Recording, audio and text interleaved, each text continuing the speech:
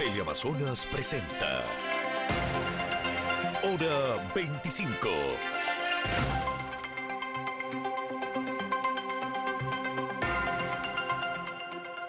Saludos cordiales, muy buenas noches. Gracias por acompañarnos. Este es el programa Hora 25.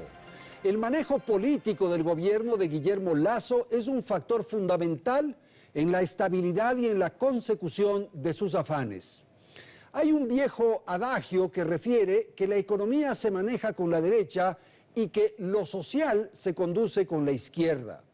El presidente electo deberá entonces leer los resultados del 11 de abril.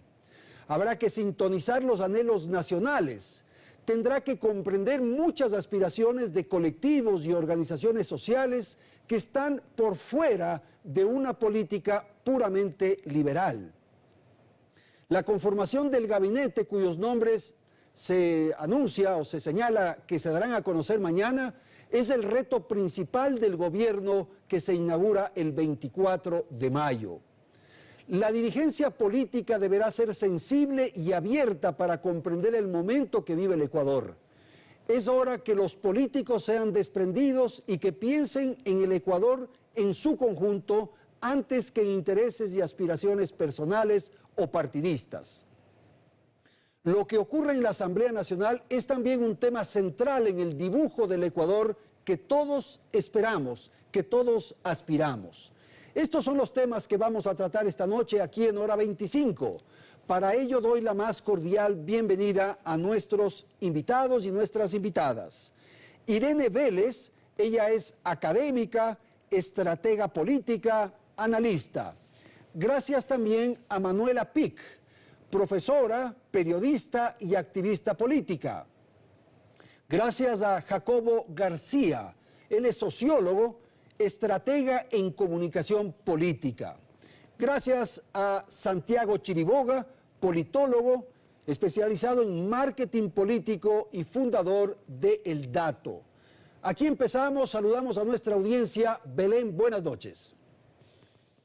Muy buenas noches, Andrés, amigos televidentes. Bienvenidos a un nuevo programa de Hora 25. Guillermo Lasso logró revertir los casi 13 puntos porcentuales de desventaja con los que arrancó la campaña de segunda vuelta frente a su rival correísta Andrés Arauz. Lasso logró ganar en 17 de las 24 provincias del país, un resultado sorpresivo, puesto que en primera vuelta solo se llevó la victoria en 2 provincias, Pichincha y Galápagos. Pese a estos resultados, Lasso no logró aumentar voluntades, pues obtuvo unos 180.000 votos menos que en 2017, mientras que el correísmo perdió cerca de 830.000 votos. Lo que se evidencia es un incremento del voto nulo, que alcanzó el 16,3% de los votos totales, una cifra sin precedentes, pues el porcentaje máximo se registró en la primera vuelta de 2006, cuando el nulo alcanzó el 11,8%. Esta eclosión del nulo se convierte así en un reto para el gobierno entrante, dado que el nulo fue una bandera de Pachacutic, y esto representa entonces a los ciudadanos con una posición de centro-izquierda, ambientalista, feminista y anticorreísta, pero también refleja la inconformidad de miles de ciudadanos contra la clase política en general. Con esta data regresamos contigo, Andrés, y con nuestros invitados a los estudios centrales. Gracias, Belén. Y lo que surge a partir de estos datos es una pregunta que permite luego establecer o plantear cuáles son las tareas del nuevo gobierno, del nuevo presidente. Y voy a empezar con Jacobo García. Tal vez una pregunta elemental, pero que hay que formularse. ¿Por qué ganó Guillermo Lasso? ¿Quiénes votaron por Guillermo Lasso? Buenas noches. Muy buenas noches. Gracias. Querido Andrés, Manuela, Irene y Santiago, es un gusto estar aquí con ustedes. Y un saludo a la audiencia. Creo que ganó porque el concepto de país que propuso para el momento actual que vivimos fue el que más convenció. Es decir, esto del Ecuador del encuentro finalmente para mí es como la propuesta de unir cristales rotos, un país descompuesto, un país que atraviesa múltiples crisis, no solo una crisis económica o sanitaria o política. Entonces finalmente era la propuesta de salgamos de este barco en llamas y por aquí vamos a ir construyendo algo que por lo menos desde la unión de las cosas diferentes va a tener sentido. Y cierro la idea, esto ganó a una propuesta que es una propuesta importante, creo que no hay que desmerecer esto, que es la del correísmo, que era una propuesta más de los 4 años nos fue mal, volvamos al rumbo que había antes para proponer un nuevo rumbo, pero eso no fue suficiente por varios cortocircuitos que hubo en esa campaña y en el propio correísmo, en la transición de liderazgos y en la conexión con la gente. Pero uno podría decir que el pueblo, o sea, los votantes, más bien dicho, de Lasso votaron por una propuesta liberal, Jacobo. No, yo creo que no. Y esto para todas las cosas en Ecuador, creo que el voto no es predominantemente ideológico. Y esto no quiere decir que el ecuatoriano no tiene ideología, sino que se construye bajo otro tipo de etiquetas y de relaciones con los candidatos. Y es importante porque eso es lo que debe leer el nuevo presidente, ¿verdad? Exactamente. Entonces voy a dar la palabra a Irene en Guayaquil. Por favor, Irene, su apreciación de este punto de inicio del programa. Buenas noches, le escuchamos. Bueno, primero que nada, buenas noches, muchas gracias por la invitación y saludo a todos los panelistas y a ti, Andrés. Gracias. Bueno, para explicar la victoria de Guillermo Lasso y la pérdida de Andrés Arauz, yo lo veo más también desde el punto de vista comunicacional. ¿Eso qué quiere decir? Que cuando termina la primera vuelta tenemos a un segmento muy grande que vota por Yacu y que vota por Hervas, lo que significa que no están votando ni de una forma anticorreísta ni procorreísta. Entonces, por ahí ya se empezó a ver que no era una votación en relación a ideologías. Ya los votos, digamos, duros, solamente eran el 20% que tuvo Guillermo Lasso en la primera vuelta y el 33%, el famoso 33% de Arauz. El resto del país simplemente estaba buscando un político con quien se pudiera identificar. Y en la segunda vuelta electoral tenemos a un Guillermo Lasso que logra captar eso de ahí al seguir un poco la receta que ya había demostrado efectiva Yacu Pérez y Hervas, que era demostrarse como menos político, mucho más cercano a los ciudadanos, abierto a los ciudadanos. La juventud realmente lo que pedía era un candidato como ellos, que los escuchara, hablar del reencuentro, hablar de cosas positivas, del optimismo y de lo que iba a venir. Entonces, este cambio radical versus Andrés Arauz, que se enfoca en ser el típico político de siempre, que digamos que no puede encontrar una identidad, que un día sale abrazando un perrito y hablando sobre la adopción de los perros y al día siguiente sale con el apoyo de Vargas.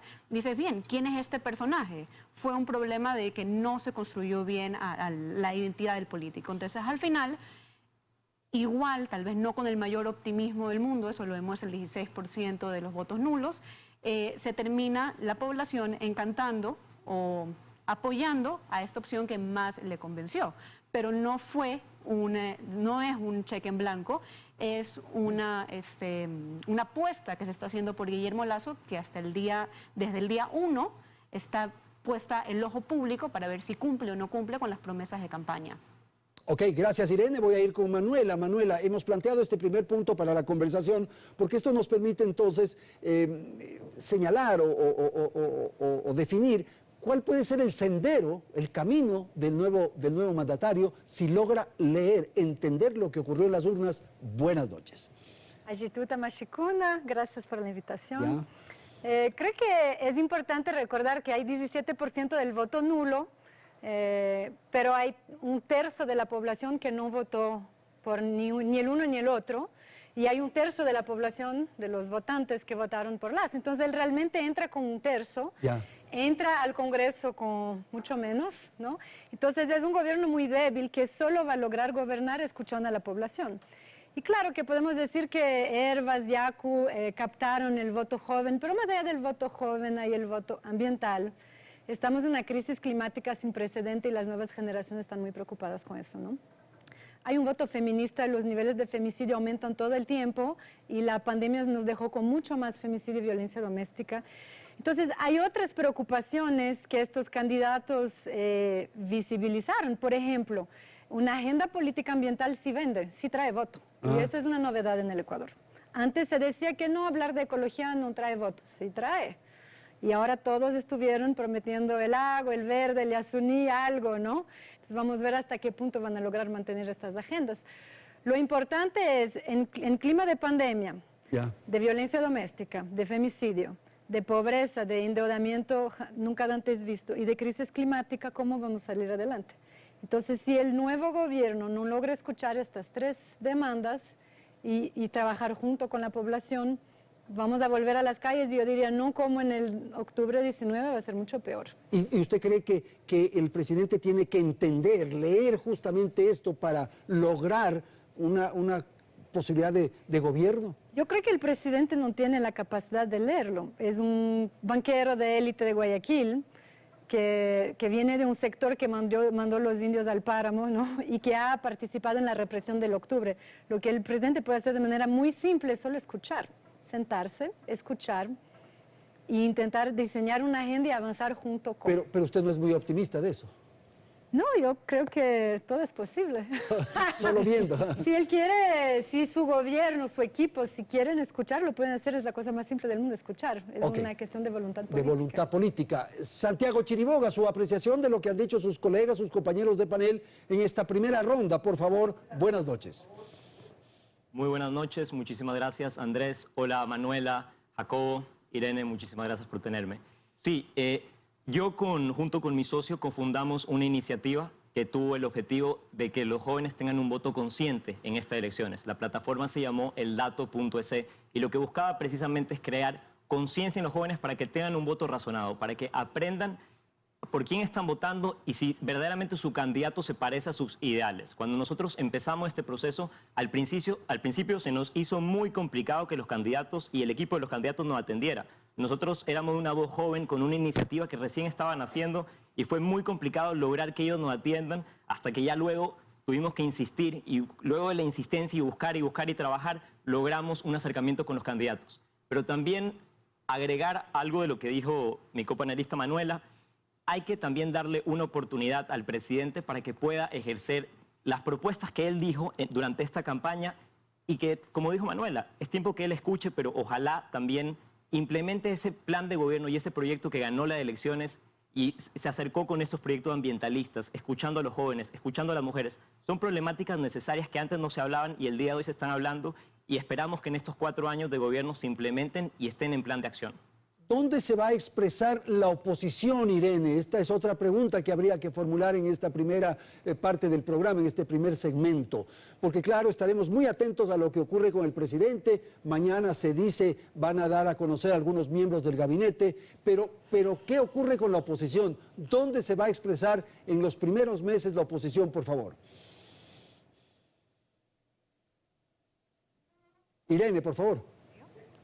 Gracias. En cuestión de dónde se va a expresar la oposición, primero hay que tener claro algo, la oposición se va a expresar. No ha empezado ya el gobierno de Guillermo Lasso y ya ante las fotos del gabinete bueno, no el gabinete, pero digamos que la discusión sobre el gabinete donde solamente se encontraban hombres en esta reunión, no hablo de la foto de 2, sino en las que, digamos, en la visita a Carondelet, ya hay una reacción. Antes de que tomaran cualquier decisión, la oposición, de alguna forma, o quienes le han dado digamos que esta confianza a Guillermo Lasso están diciendo, bien, estoy esperando y estoy viendo si vas a cumplir o no con lo prometido. Entonces, desde el principio va a haber críticas, desde el principio va a haber, digamos que este seguimiento a las acciones del presidente.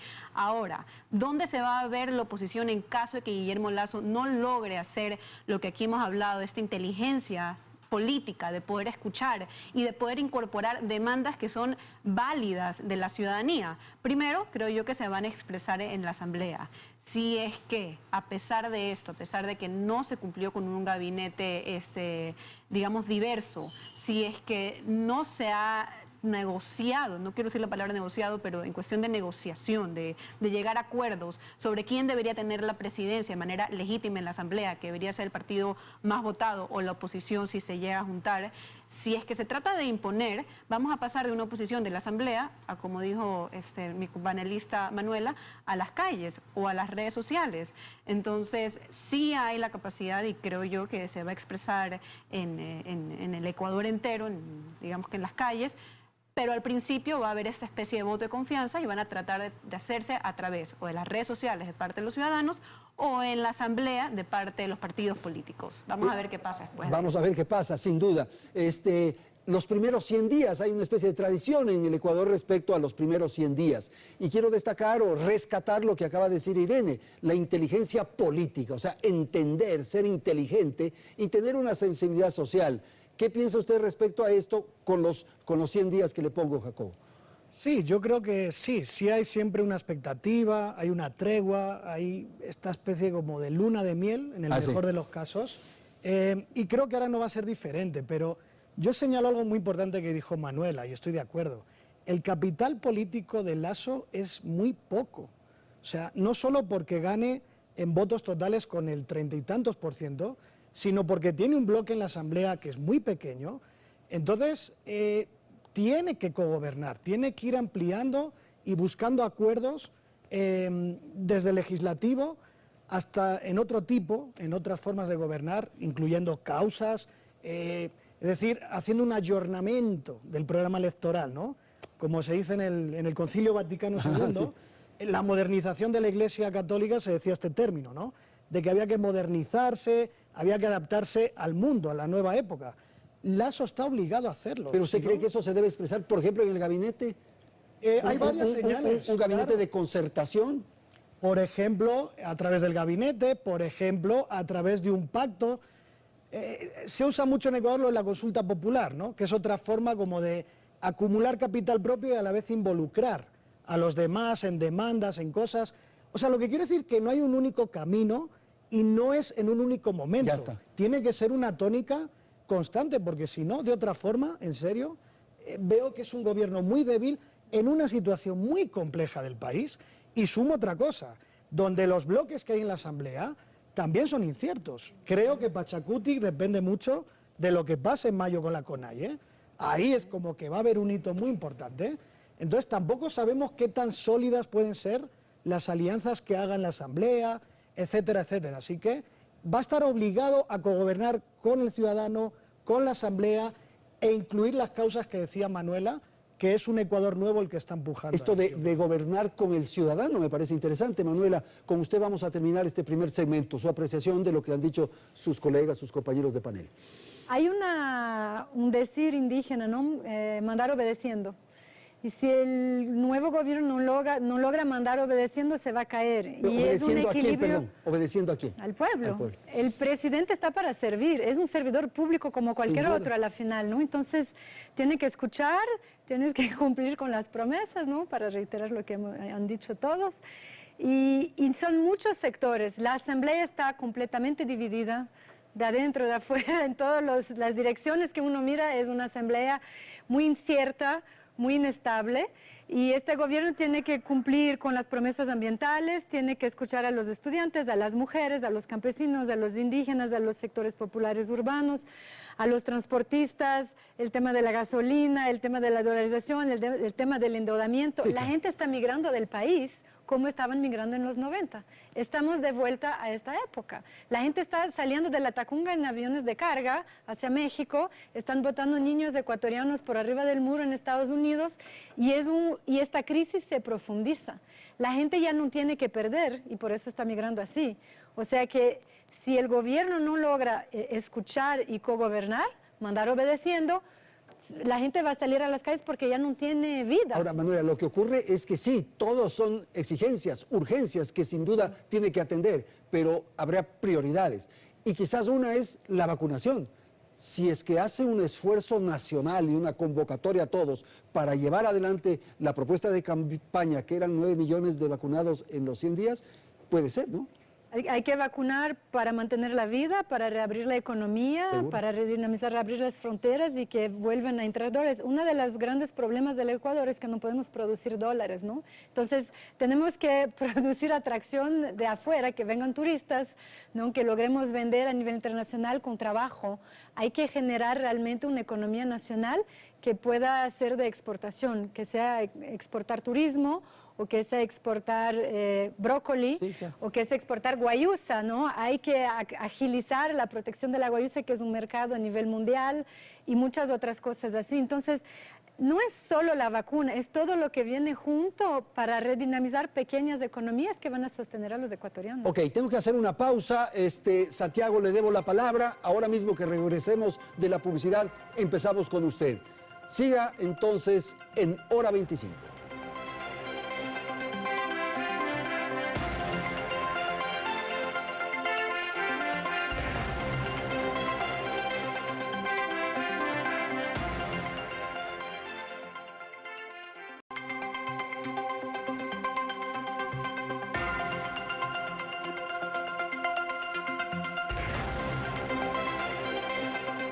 Gracias por continuar en nuestra sintonía.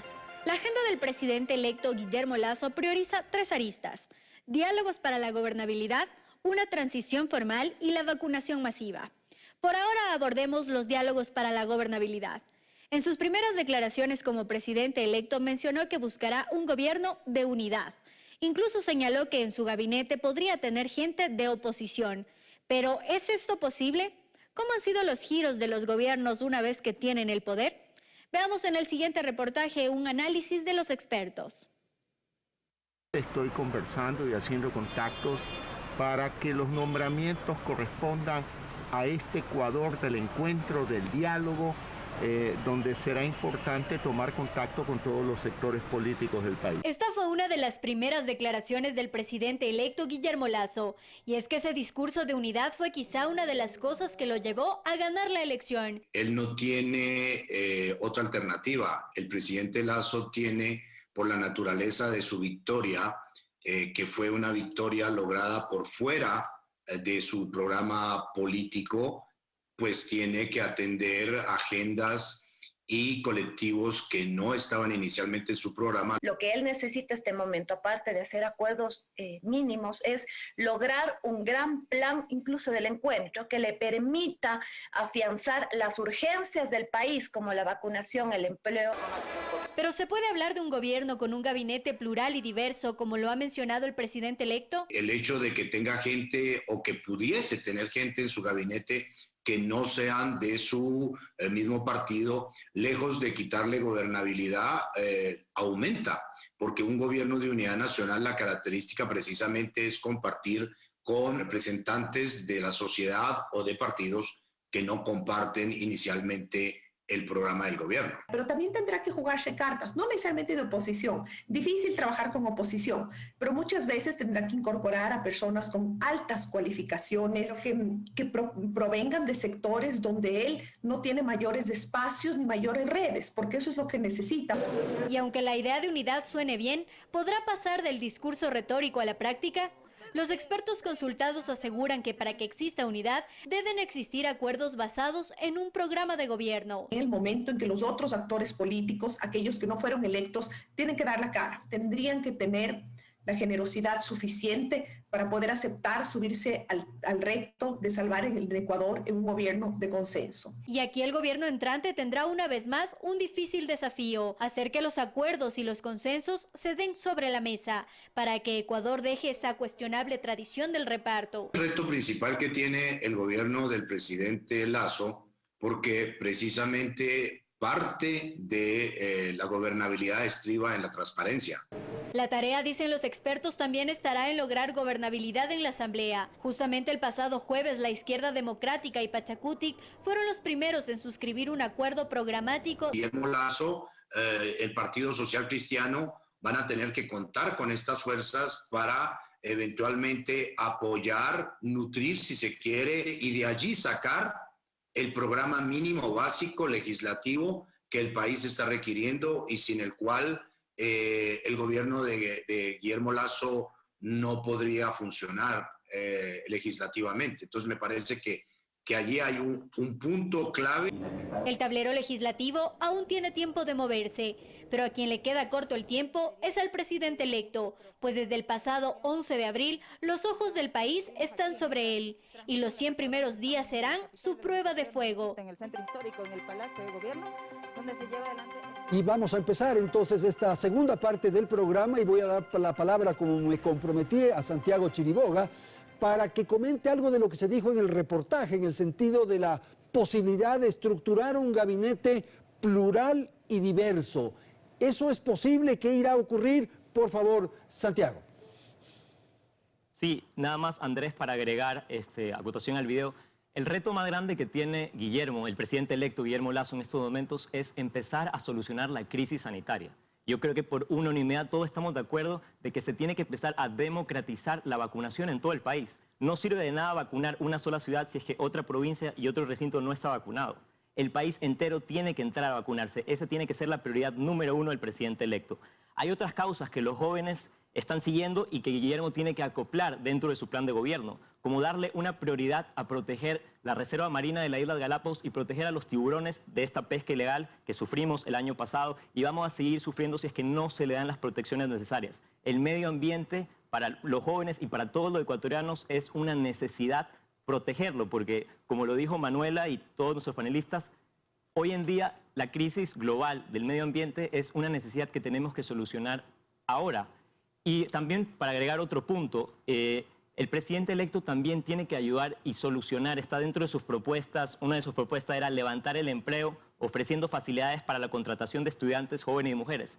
Este es un proyecto de ley que tiene que comenzar a implementar esta propuesta, porque muchos jóvenes que se gradúan hoy en día de universidades y colegios no tienen dónde trabajar ni dónde irse. La migración puede comenzar a expandirse como un factor, la crisis sanitaria y otro factor de que no hay empleo. Dentro de estas prioridades, Guillermo tiene que enfocar hacia la economía y hacia la educación también. Ahora, el problema, Santiago, es que hay muchísimos problemas, tal como enumeró hace un rato Manuela, son enormes y muchísimos los problemas. Entonces, lo que habría que intentar es definir o priorizar. ¿Perdón?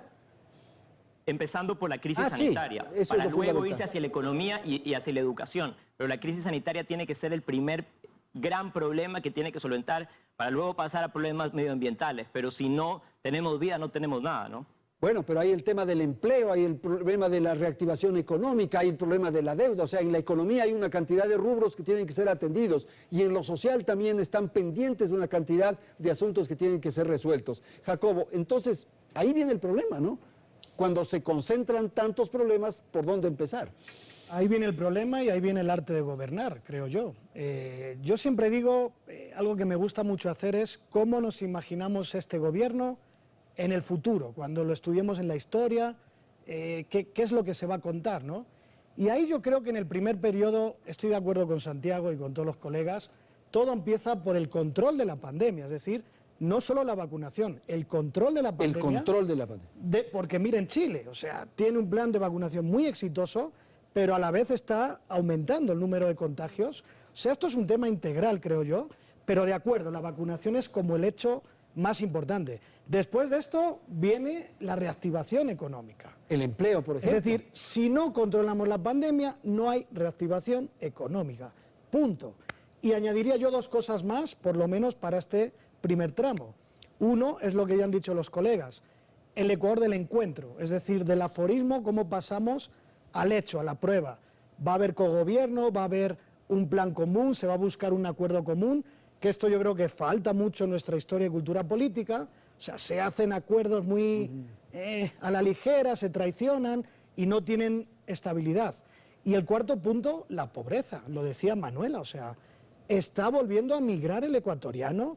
Hay unas cifras de desnutrición, de pobreza, de desigualdad, que hemos retrocedido una década. Entonces, tiene que haber un plan urgente para, por lo menos, ayudar a aguantar esa pobreza. Y tal vez lo que se decía al inicio del reportaje que transmitimos hace unos instantes, esta posibilidad del diálogo, Irene.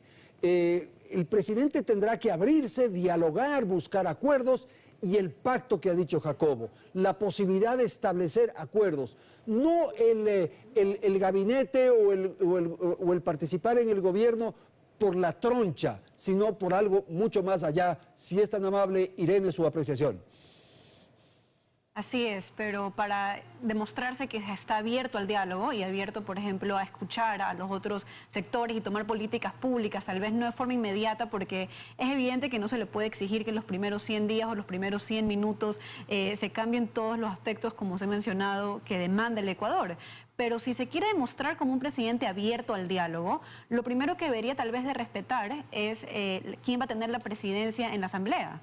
Ya en este caso hay un ejemplo de democrático, ejemplo de civilización por parte de Izquierda Democrática y Pachacutic, donde Izquierda Democrática lo que ha hecho es decir, bien, le toca a Pachacutic poder poner presidente en la Asamblea. ¿Cómo se va a ver o cómo lo va a interpretar el país si de repente la bancada de Social Cristiano y Creo quisieran imponer a un candidato y no respetaran en esto. Ahí es un primer momento donde se podría romper este Ecuador del encuentro. Ahí podría ser una división simbólica y real entre el presidente de la República y los grupos minoritarios que le han dado su apoyo en este momento. Entonces, creo yo que si bien es cierto, tenemos que estar atentos, por ejemplo, a quienes van a formar parte del gabinete y demás, también está en juego en los primeros días las actitudes del presidente en relación a, por ejemplo, lo que han hecho estos partidos políticos que le están poniendo ahorita, digamos, muy claramente frente al país, diciéndole, ¿estás comprometido con la cogobernabilidad? Sí o no. Lo han puesto en una especie de espada contra la pared y también le ha dado una gran oportunidad de que diga, sí lo estoy, mi palabra sí ha sido cierta. Claro, y Manuela, hay un país político que se expresa justamente en la asamblea, en los partidos, en las declaraciones, en los personajes a los que entrevistamos, en fin, y hay otro país ciudadano para pensar un poco en lo que decía Jacobo. Entonces, ahí es donde yo le planteo la discusión para seguir en el programa. Muy buen punto, ese es el punto, yo creo. Porque se habla del encuentro, del diálogo, qué lindo, ¿no? A todos nos gusta el encuentro, el diálogo, la tolerancia. Pero Lenín Moreno llegó haciendo eso, ¿no? El gran diálogo nacional, ¿y de qué sirvió? Entonces, hablar de encuentro, hablar de diálogo y seguir con la privatización, ¿a dónde se hace el encuentro? En los espacios comunes. Entonces, para volver a la pregunta inicial, ¿por dónde empezar? Empezar por lo público. Hay que mantener lo público, hay que consolidar lo público y hay que consolidar los comunes, que sea el agua, los páramos, la naturaleza y el agua en general, que sea la salud pública con las vacunas, que sea la educación, la desnutrición infantil, como tú mencionas, Jacobo, está en 1/3 de los niños. Claro que van a migrar los ecuatorianos. Y eso no es coincidencia, es resultado de 15 años, 10 años de gobierno, de destrucción de los espacios públicos. Entonces, no puede llegar el nuevo gobierno privatizando la salud para hacerla más eficiente. No, hay que invertir en lo público, hay que mejorar los espacios comunes donde nos podemos encontrar y pensar y gobernar. Pero Manuela, el debate está en privatizar o estatizar para poner los dos extremos. Me parece que no. Ahora lo que necesitamos es que se resuelvan los problemas. Y si los problemas los resuelve lo público o lo privado, ya está. No, porque el privado es destruir los espacios de encuentro. Entonces, la salud en todo el mundo, miremos la vacuna, la crisis en la cual estamos. ¿Por qué estamos en esta crisis? ¿De dónde viene la pandemia? De la destrucción de hábitat ambiental, de sistemas ecológicos que forzan especies a vivir juntos y generar nuevas enfermedades.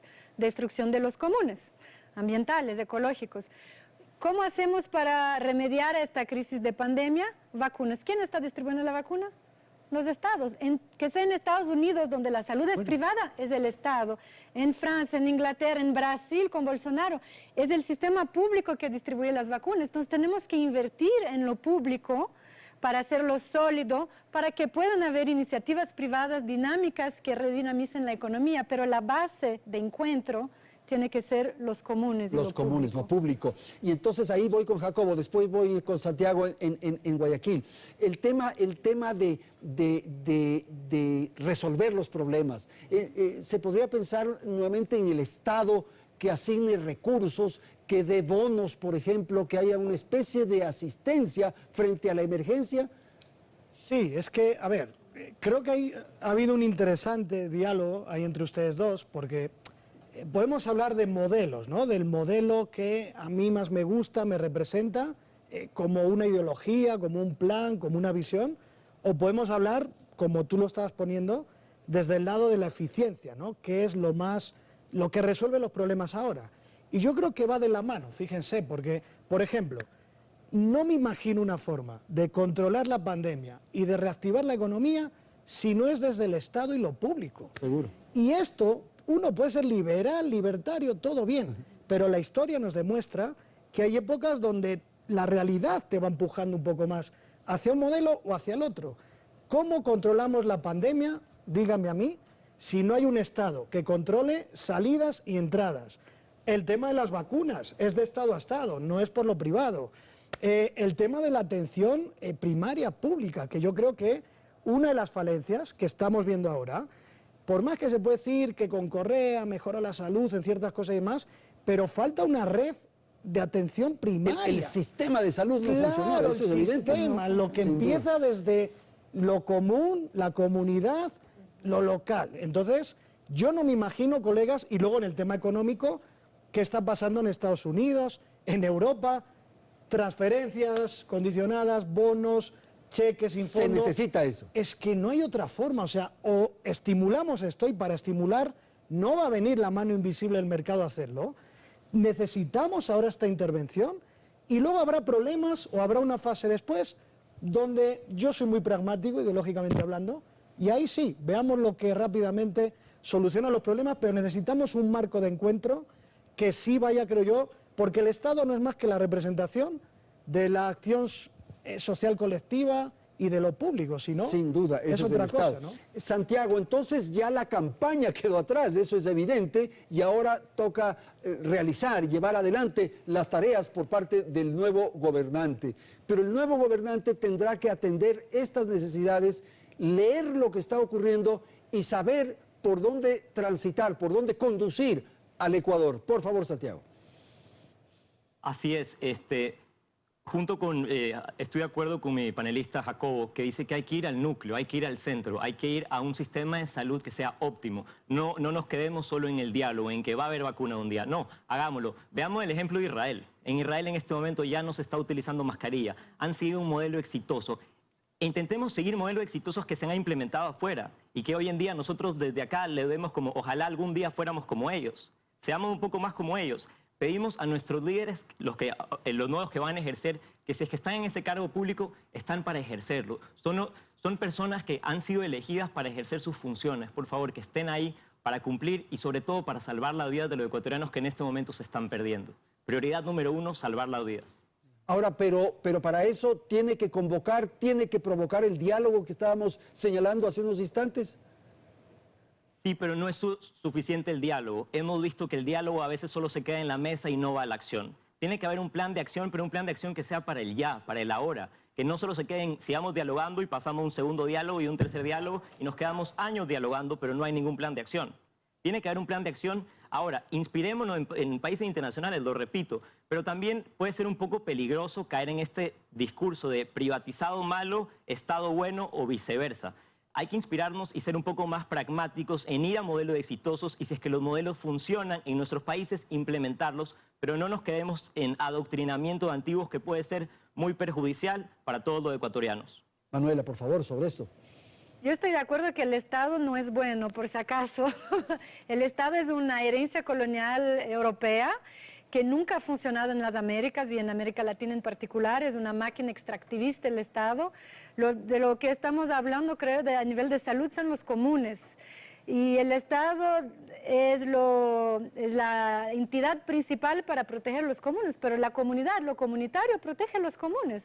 No hace falta que sea el Estado que proteja el Yasuní. Están los pueblos indígenas, están guardianes de parque, están mujeres, están muchos grupos para proteger el Yasuní. Lo que el Estado no puede hacer es vender el Yasuní a China otra vez más, ¿no? Entonces hay una colaboración entre actores públicos, privados, comunitarios en esta protección de los comunes. Hacia allá tenemos claro, que ir. muchas veces se establece una actitud paternal o paternalista del Estado y no es de eso lo que estamos planteando. ¿De quién tenemos más miedo las mujeres? De la policía. ¿No? El Estado no es una cosa buena y tenemos que renovar el Estado y traer transparencia. Y esta cosa del diálogo hasta cierto punto, sí es chévere estar todos juntos, pero no tan chévere si hay corrupción, si hay fraude, si sigue todo este hábito de no transparencia y de no hacer las cosas sobre la mesa. Entonces, tiene que ser un punto de partida con las vacunas, con la manera de gobernar, de quién poner en puestos de gobernanza. El Ministerio del Ambiente va a estar a cargo de qué, cómo, con la supervisión de quiénes. Esto es importante y los jóvenes están muy preocupados y mirando de cerca. Ok, tengo que ir a un corte comercial, hacemos una pausa y volvemos en un instante.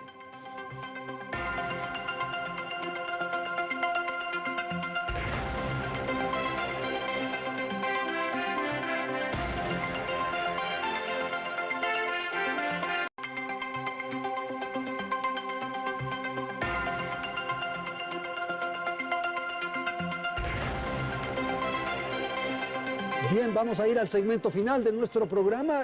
quiero dar la palabra a Irene Vélez para un tema que me parece fundamental, y es que el presidente Lasso, el presidente electo, defina exactamente el programa. Eso va a permitir que haya voces que se adhieran, que incluso cuestionen, pero fundamentalmente definir el sendero, el camino por el cual va a transitar el Ecuador en los próximos años. Irene, por favor. Por supuesto, a ver, me quisiera sumar un poco también a las respuestas anteriores sobre la necesidad no solamente de dialogar, sino también de tomar acción.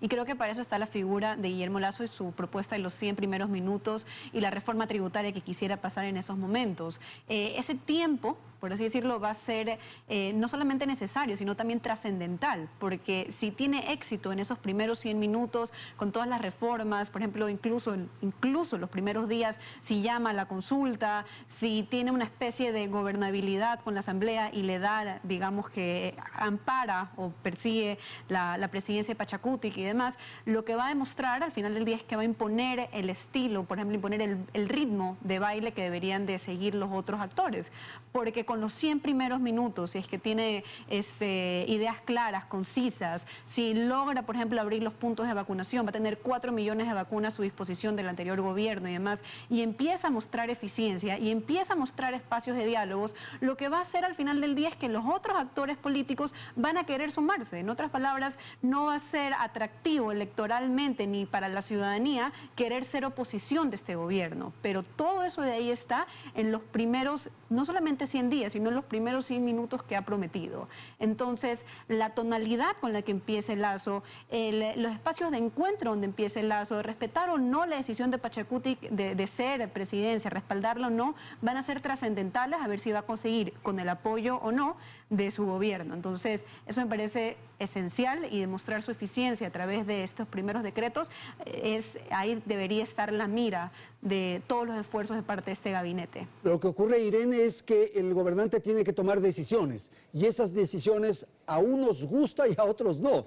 Mañana mismo, cuando ya se den los nombres de los miembros de gabinete, habrán muchos resentidos, sin duda, que aspiraban a ser integrantes del equipo de gobierno, de modo que al minuto que toma decisiones comienzan a generarse estas tensiones y estas dificultades. Por supuesto, o sea, eso de ahí ya es parte del presupuesto de Guillermo Lasso. Tiene que ser que va a contar con oposición. No, eso es irreal si tiene un 16% que votó nulo, que no decidió votar ni por el uno ni por el otro. Y tiene también a un sector correísta también que tiene ya digamos que es oposición. Sin embargo, hay ciertos errores que pesan más que otros. Si, por ejemplo, no incluye a una mujer en su gabinete o incluye solamente 2 mujeres y se siente que es para llenar una cuota. Si, repito, quisiera imponer su presidencia en la Asamblea a costa de partidos que tuvieron mayores votaciones. Si utiliza, por ejemplo, discursos antiguos. Si, por ejemplo, en la parte ambiental no se la toma en serio desde el principio, son errores catastróficos versus, digamos, la crítica que ya debería ser parte del presupuesto de ellos. Entonces, sí, va a haber crítica, pero la pregunta es cuánto espacio para que se magnifique esta crítica va a dar a partir de sus acciones y de no escuchar probablemente las demandas más urgentes o que llaman más la atención de los grupos que no votaron con él de forma tal vez tan contenta, por así decirlo. El tema de Correa, y planteo esto, Jacobo, porque esta semana que ha terminado se produjo un gafe, un error de uno de los asambleístas electos por el movimiento Creo respecto a un indulto a Correa. Entonces, Correa tiene una virtud, si cabe, y es que cuando aparece, cuando está presente, genera en este otro sector una adhesión. Todos se unen para enfrentar a Correa. La figura de Correa va a estar presente, ¿qué cree usted? ¿Y qué va a permitir para efectos del gobierno que se inaugura el 24 de mayo? Bueno, creo que este es otro misterio, porque hemos hablado mucho de lo que se nos viene desde la óptica de Lasso y su gobierno. Claro. Pero también dentro de cada bloque de la Asamblea hay una serie de enigmas que es muy difícil responder. Dentro del correísmo, ¿qué es UNES? Era una alianza electoral. Ahí hay metidos 2 partidos, Centro Democrático, Fuerza Compromiso Social. ¿Quién va a cohesionar ese bloque? Correa, sí, sabemos que, y de hecho una de las virtudes del correísmo es que son bastante orgánicos, ¿no? Tienen un bloque generalmente bastante alineado, pero antes dijo Irene una cosa muy importante. dependiendo de lo que va a pasar en estos años y de las expectativas que va a haber con el gobierno de Lasso, esto va a mover las expectativas también de esos actores. Si Correa o quien lidere ese bloque tienen posturas de oposición muy intransigentes por determinados cálculos, ¿no?, y eso no va muy a la par de lo que se vive en el país, no se sorprendan que empiece también a resquebrajarse ahí o que empiecen a aparecer actores del nuevo correísmo que reclamen su espacio también. Una habilidad que tienen muchos gobiernos es justamente crear un opositor, crear alguien que les genere este enfrentamiento. Y qué mejor que Correa, me parece, para el interés de Lasso, ¿no? Así es como ganaron la segunda vuelta y yo creo que eso siempre sirve en el discurso y en la praxis política. Pero ojo, ponemos mucho el foco en el correísmo, yo hago la misma pregunta. ¿Qué pasa en Pachakutik? ¿Eso es un bloque monolítico? ¿Está cohesionado bajo la figura de quién? ¿Qué pasa si gana Leonidas Issa Laconaye? Yo lo escuché estos días en entrevistas, veo una ruptura muy fuerte ahí dentro, ¿no? Entonces, ahí es otra cosa. Y sobre la idea, bueno, parece que un poco ha cerrado filas bajo la figura de Vilma, pero también sabemos que ahí hay corrientes, divisiones, y como decía Irene también, y cierro la idea, finalmente yo creo que en el Ecuador, y por esta mezcla también de las etiquetas ideológicas y demás, y la debilidad de los partidos, cada gobierno va formando sus propias coaliciones, habrá movimientos, unos se cambiarán, integrarán a unos, saldrán otros, porque es la historia de nuestro país. Bueno, y habrá que dividirlos, habrá que romper esas unidades, habrá Divide y vencerá, tendrá que haber Andrés. un ministro o una ministra de gobierno de una enorme capacidad. Además es que hace falta esa división, ¿no? Sí. Pero que no sea como lo que pasó con Lucio, de incluyo para finalmente hacer lo que me da la gana, o sea, que sea algo de verdad. Santiago, por favor, su apreciación de lo que estamos tratando, si es tan amable, adelante. A mí me parece muy interesante lo que dice Jacobo, sobre todo lo sectorizado que está la Asamblea y también lo necesario que es tener un personaje para el presidente electo Guillermo Lasso, tener un personaje como el expresidente Rafael Correa. Todo cuento, todo superhéroe necesita a su villano, en todo cuento encontramos a un villano. Entonces va a ser también muy interesante ver el papel del presidente, del expresidente Correa en los próximos 4 años y también cómo decide aglomerar a su bloque, porque como dice Jacobo, al final del día, ¿qué es UNES? UNES, ¿quién representa y quién lo aglomera? Es una sola persona, pero al final del día, y si no está él, ¿a quién más representan? ¿Cuál es el peso y el trasfondo de todo? También tenemos alianzas como Pachakutik, ¿no? Hay visiones muy distintas y muy diferentes. La alianza del Partido Social Cristiano y de Creo. Todos estos grupos tienen que aglomerarse y tienen que juntarse por un solo objetivo, que es construir un mejor Ecuador. Que el día de mañana todos estos problemas pasen a un segundo plano para solucionar el primer problema, que es, primero que nada, y enfatizo, comenzar a vacunar y un programa de salud que sea de niveles y estándares internacionales para solventar todas las necesidades de los ecuatorianos y de ahí pasar a otros temas como la preservación del medio ambiente, proteger a la mujer, los derechos también de los niños. O sea, tenemos que pasar hacia otros temas, pero priorizando lo importante, yendo de tema en tema, uniéndonos y también entendiendo que pensar diferente no está mal. No nos tenemos que dividir en un país que ya está tan sectorizado y tan dividido. Ahorita tenemos que buscar las formas del encuentro. El presidente Lasso habla del encuentro. Busquemos formas del encuentro entre todos. Pensemos que pensar diferente, si es que mi compañero piensa diferente y es del otro bando, no significa que es mi enemigo. Hay que ir entendiendo estos pasos para ir así construyendo un mejor Ecuador, ¿no? Y para esto, Manuela, se requiere un gran liderazgo, sin duda. La posibilidad, por ejemplo, de convocar a un diálogo, de escuchar, de aceptar, de intercambiar opiniones y finalmente de tomar decisiones, es de un liderazgo. ¿Usted ve que eso hay? Y mantener la palabra, porque puede pasar todo eso como pasó en el encuentro, el famoso encuentro del CNE entre Yacu y Lasso, y a los 2 días cambió su palabra. Entonces, el reto es eso, ¿no? Podemos reunirnos, podemos hablar, escuchar, y a los 2 días, a las 2 semanas, a los 100 días, cambiar la agenda. Entonces, el tema es la voluntad política, es no traicionar y actuar, gobernar con corrupción una vez más, porque los ecuatorianos están al borde, ¿no? La vida en Ecuador está al borde, y creo que hay que mantener una cosa muy clara, toditos nosotros. El Correa tomó un choque, una bala, está golpeado, pero no está muerto. El correísmo no está muerto.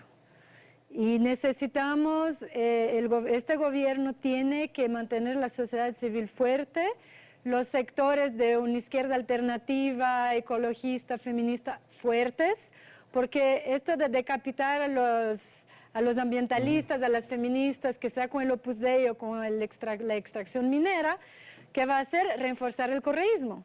Y vuelve Correa otra vez más. No está muerto Correa, ¿no? Está ahí, y ya que el correísmo no logró tomarse el Estado, se va a intentar tomar todo el resto, a empezar por la CONAIE, ¿no? Entonces, tenemos que tener muy claro que estos espacios de sociedad civil, que sea la CONAIE, que sean grupos estudiantiles, feministas, tienen que ser fuertes para lograr salir adelante con una izquierda que no sea autoritaria, que no sea correísta y que pueda dar paso a otros modelos de gobierno. Perfecto, muchísimas gracias por haber participado en este panel. Quiero agradecer a Irene Vélez, Manuela Pic, Jacobo García y Santiago Chiriboga. Gracias a la audiencia, felicidades, hasta la próxima semana. Teleamazonas presentó Hora 25.